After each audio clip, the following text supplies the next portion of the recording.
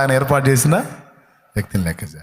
So విశ్వాస విషయంలో చెప్తున్నాను నేను, మన విశ్వాసం ఎలా నేర్చుకుంటాం మనం అంటే, దేవుడు ఎలా నేర్పుతాడంటే,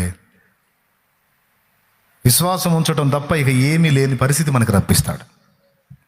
ఇంకెటూ దారి కనపడనీడు, చుట్టూ శూన్యమే.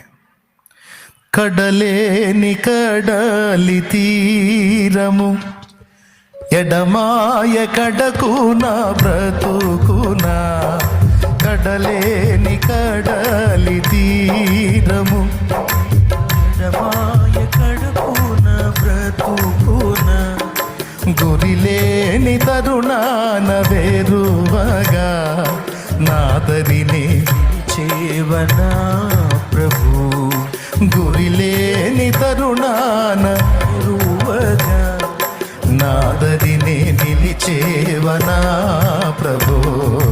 మీరు వెళ్ళే మార్గము నా యేసుకే తెలియును.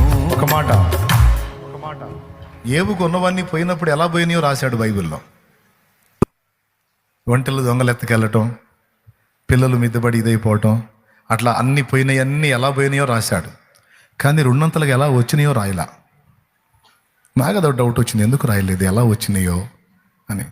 ఎలా వచ్చినాయో రాస్తే మనకు కూడా అలా వస్తాయో అని ఎదురు చూస్తాం మనం.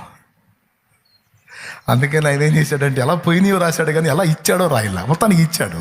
అట్లాగే నీకు కూడా ఇస్తాడు, ఎలా ఇస్తాడో చెప్పడు, కానీ ఇచ్చేది ఖాయం.